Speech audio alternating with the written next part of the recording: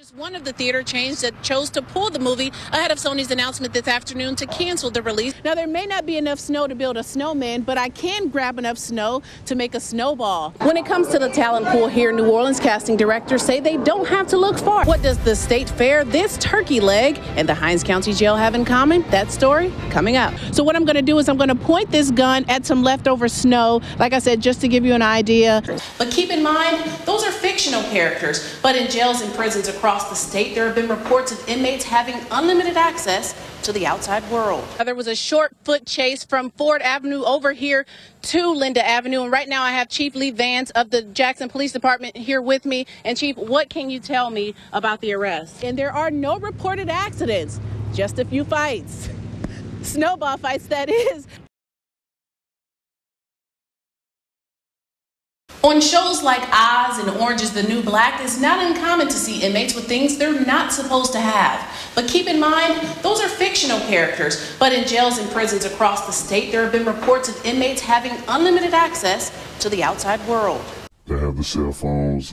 I've seen everything from marijuana to cocaine to, just anything that is illegal or they're not supposed to have, they just about have it. This former corrections officer knows firsthand the contraband that is making its way into some jail cells and prisons in Mississippi. He worked in the system for nearly 3 years at the local and state level. Out of fear for his safety, he asked that his identity be kept secret because of who he claims is running the show inside those walls. He says the inmates have the power. That's who's running the facilities, the gang members. We found several pages of various inmates at the Hinds County Detention Center in Raymond. Pages include pictures, posts, and even videos. 18-year-old Khalil Kennedy was booked into the jail in February 2013 for murder. I ain't doing no snuff here. Give my way up, ready to touch them street. They're going to do whatever necessary to be in with their gang, with their affiliation, because, it sounds bad, but that's their protection. 17-year-old Keith Moore is another inmate in the Hinds County Jail. He was booked in February for house burglary. And according to his Facebook page, Moore keeps friends and family updated with posts. In this post, he's seen smoking with the caption, "Smoking on that gas. Call it the sticky pack. Gas is slang for high-grade marijuana." In another picture, you see a homemade weapon known as a shank. The caption reads, "Just made me one. It's time to turn on." Officials with the Hinds County Sheriff's Office declined our request for an on-camera interview for this story. However, a spokesperson with the Sheriff's Office did send us a statement, which reads in part, "We have shared our policies and procedures with you before, and they remain the same. Nothing has changed. Contraband entering into a detention center is nothing new and happens around the country." The Hinds County Jail is not alone in the struggle against contraband. We did some digging and found active Facebook pages of several Mississippi Department of Corrections inmates. One of the most active belongs to Daryl Green. He was convicted in 2001 for murder, sexual battery, and kidnapping. When we looked, Green had posted selfies and engaged in conversation with family and friends. There's nothing that they can't have access to in a jail or a prison.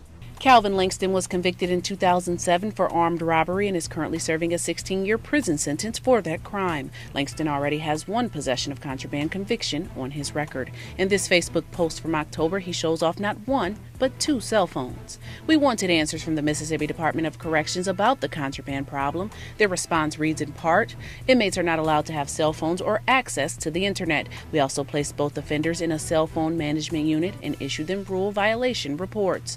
After we contacted the Department of Corrections, both inmates' pages could no longer be found. Whatever they want, they're going to try to get it. Do you know where Myra is or what happened to her? No, I don't.